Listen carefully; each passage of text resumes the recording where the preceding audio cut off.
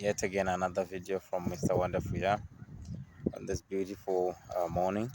Today, I want to talk about why Africa is losing in the global marketplace. The world is player versus player. In the global marketplace, it is player versus player, country versus country, economies versus economies. For you to build a great economy, a great country, you need to sell value. You need to generate value and sell so that you can generate income. And the unfortunate circumstances that Africa finds itself in is we do not produce anything. We import every single thing that we consume. We are a consumer continent. We are a market for other continents to sell to us. Many people would try and correct me and say, but Africa has a lot of natural resources. We do sell raw materials that other continents need, which I would say this is the biggest problem.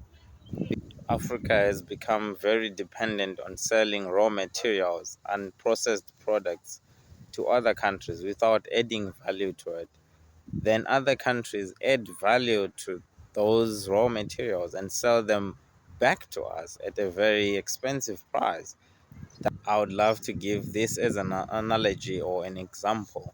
If we produce 1 kilo of maize and then we sell it to another country for $1, and the other country processes the maize into maize meal and make a meal for us, then we go buy from them, then they will charge us $10 in return, which means for us to afford one meal we need to sell 10 portions, which is 10 kilos of maize, so that we can afford one meal.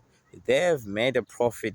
Africa didn't make a profit, and they go on with that profit, serve their citizens and feed their citizens and grow their economies, put that money into other sectors of the economy. While East Africa is starving, we are depleting our own natural resources, trying to survive, not prospering.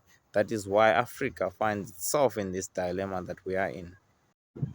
African countries have so many minerals, diamonds, gold, uranium. We are supposed to be prospering as a continent, but unfortunately, all these minerals that we export as raw materials and then they get processed and added value to into finished products, and then we import these goods at an expensive price, which henceforth we do not make a profit. We just have money to barely survive.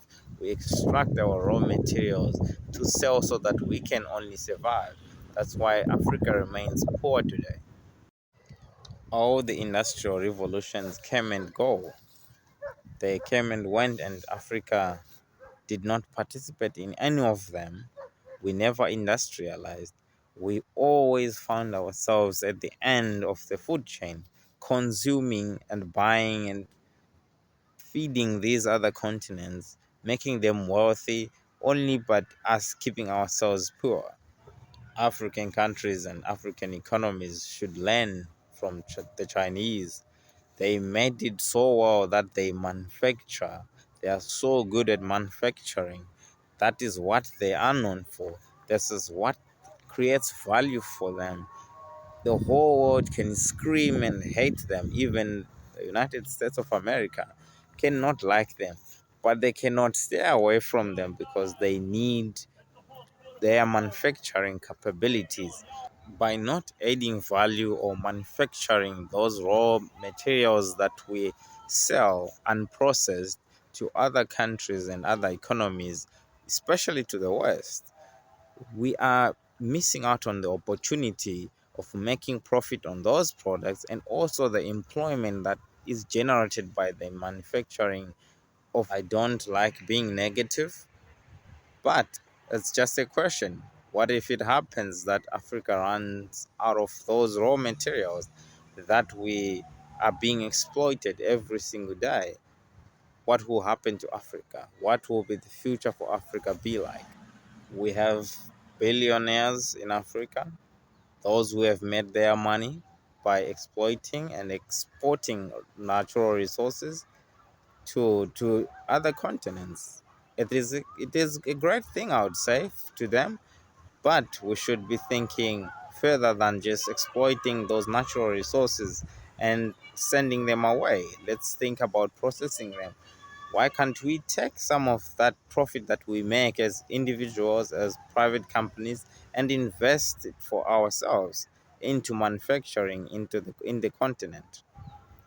In closing this short video, my call is to the leaders of the continent. Please, let's think about different ways. Let's think beyond exporting raw materials. Let's think to process these things for ourselves and make Africa great for ourselves. And to those billionaires, those who have made it, who have to try and start a small, we can build our own things in Africa so that we can have things that we are proud of which are made in Africa.